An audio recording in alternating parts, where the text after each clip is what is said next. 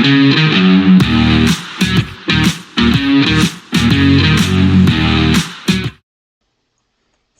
welcome back to the Supercoach Nuff channel. In this video we're going to review NRL Fantasy after round 19 of the 2024 season. So a good week for us. 6-17 never sounds too fantastic, but when it's best 13 works out pretty well. So we actually moved up 2,000 spots, and that was despite, as you might be able to see, a bit of a obvious error on the bench. But we'll go through the team. So we had Jaden Bradley with the 26. He was just there because he was playing this week, but we'll try to move him on as soon as we can. Kyle Matangi with the 65 was our VC. Would have given us a few extra points, but not anything to stress about. Plath with the 35 was okay. Wilson with 53. That's what we expected from him this week, and he's pretty much done his job for us now too. Albeit he may sort of be one that sticks around for the journey. Geimer with the 28. Thought maybe a little bit more given he was starting at the lock, but didn't really see how that game played out, to be honest. But Fafita, as our captain, was good with a 62. So, probably the third best option in our team, and considering we didn't play the top option, we'll take that. Pair of 40s from our halves, 43 for Galvin, 41 for Hands. I guess the disappointing part was Ewan Aiken with the pec injury, so he only scored us 5 points. Glad I didn't go the captaincy on him again like I did the other time. Era with the 61, they sort of balanced that out. And then our wing fullbacks, Gray with the 49 is good. Talangi with 35 is solid. And Tommy Turbo out trading with 52 was great to see. But trading him in meant we actually put Topawati on the bench, who scored an 81. So, that would have been an extra 30 points. Even if we had him over, say, Talangi, or if we had him over Aitken, which, you probably wouldn't have, but that's 75 points, which would have been a massive. Excuse me. So, in terms of the matches, there wasn't any head-to-heads this week, but I think I can see. No, I can't. I think overall points. It's around 18 points. That's not helpful.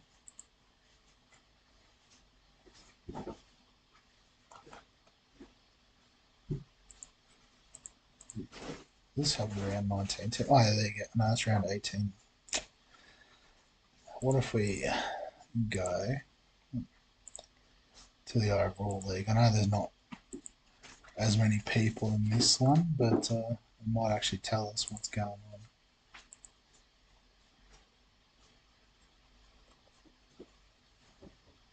on. Alright. Cool. So 743 at the top there for the detailers dark horses. Looks pretty strong for the top team this round. Let's have a look. So captain for feed, I had Nikora, which is nice. Campbell with the 67. Eero with 61. Bellin. So Jai Gray with a 49 on the bench worked out well. So no real standouts. I just get solid across the board. Like, what's the lowest? Maybe 35. So there you go. I guess that adds up pretty quickly to 743. So well done to you, Trent. I've forgotten how to go to the overall rankings. Here we go. Might be able to see the top team overall as well.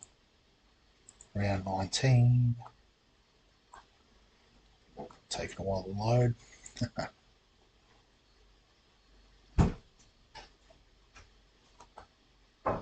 Maybe we won't look at that. Oh, there we go. The Albanian Mafia with 821. That's massive. So I had Corey Jensen with 62. There you go. Climatungi's captain's nice. Jojo Fafita with 48. Had Ronaldo, Campbell, and Hopewadi at the wing fullback. So I think that was the difference. If you had those three at the back, you were loving life this week. Nice. So Charles, well done to you, mates. Look, obviously a South fan. Good stuff. All right, if we have a look at the team going into this week, though, I guess the first thing everyone will notice is your trades have lifted. So we've got an extra 8 trades to help us finish our teams for the rest of the season. So if you sort of had 1 or 0 there for a while, no need to stress anymore. But I guess really it's all about just trying to get the best team we can. So I'll just do some moves here to load up our best team. So Dylan Edwards has got to come in, as does Kiraz. So we don't actually have any other centres, so that's all that are playing this week. You know, Tlungy, Ira on the bye, and Aiken now out long term, so not ideal. We've got Wishart in the halves. I just plop Curran in the second row. Might actually swap him with Kalamatangi because we need to get Fanua Blake and Isaiah Yo in, and then Harry Grant. Excuse me. So I guess realistically, you know, this is pretty close to our best team that we've got. So, you know, we've got 2 big hitters in the wing fullback, and you know, Gray's making some cash. Hopewadi's also now making some cash, which is pretty handy. So, you know, we should have enough money to upgrade that when we're good to go. Obviously, with Aiken out, we can grab another centre this week. And we've got a couple of different ways we can go about that. Galvin and Wishart, obviously, you know, we'll definitely have to upgrade Wishart in a couple of weeks. But Galvin, you know, he's pretty much done his job and can go now at any time. Fafita, Climatungi, pretty happy if I have them as my edges for the rest of the year. Obviously, if we go through the list, you've got Barnett, Crichton, probably even Eli Katoa, if you like him as an option, would be good. And in the middle, you know, looking at the likes of a Payne Haas start to upgrade and finish our middle alongside Fanua Blake and Yo would be pretty good. So with that in mind, we can go and do a bit of shopping. So Aitken's obviously out. You know, also even though he's not playing this week, we can get rid of Brayley. So what I'm thinking first of all is let's just get the big hitters we want. So we want Payne Haas. And we want Tedesco. So let's just have a little meltdown. Yep, so Tedesco and Haas. As you can see, we've still got 261, so let's lock them in.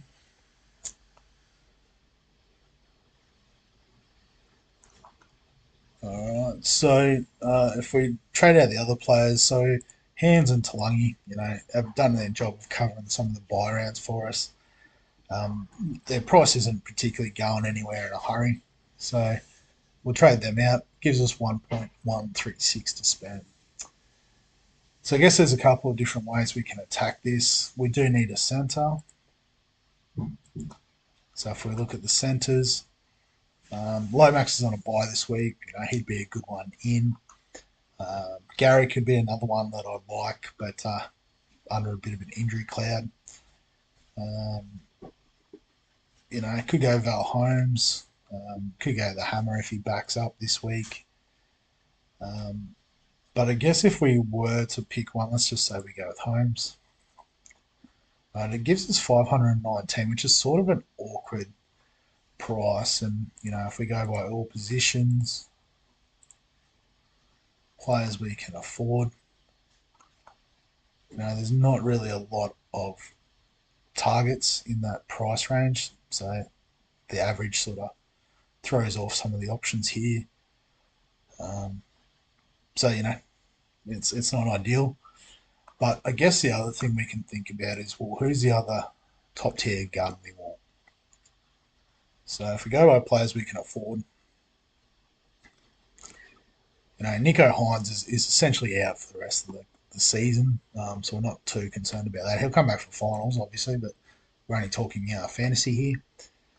Pat Carrigan, I mean, we're pretty set in the middles. We've got Payne Haas in there now as well.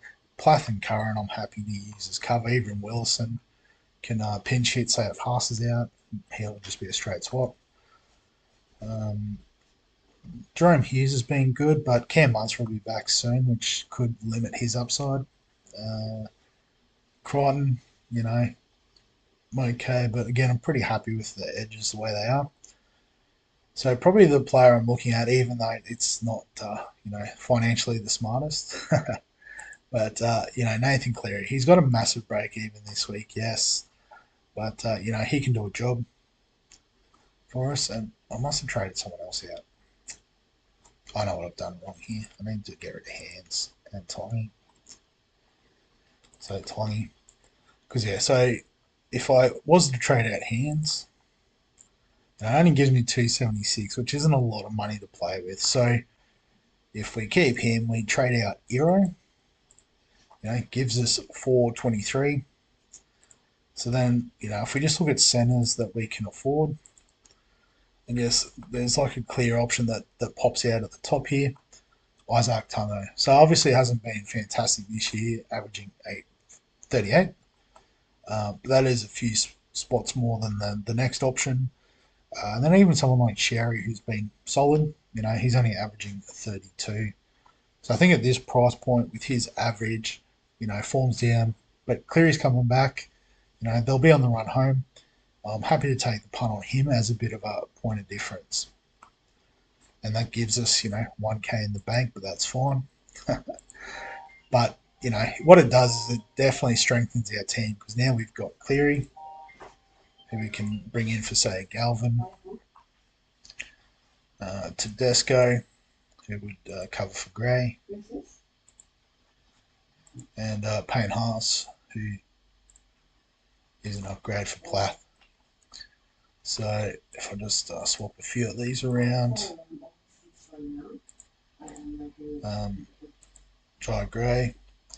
So something like that would be our team this week. So basically, if we look at this, it's pretty close to finished. We'll just probably upgrade Wishart to a second half whenever Munster's back. But I do have an idea of someone we could go to again as a bit of a pod move. But that can't wait till next week. But then we've got the cover from Curran, Plath.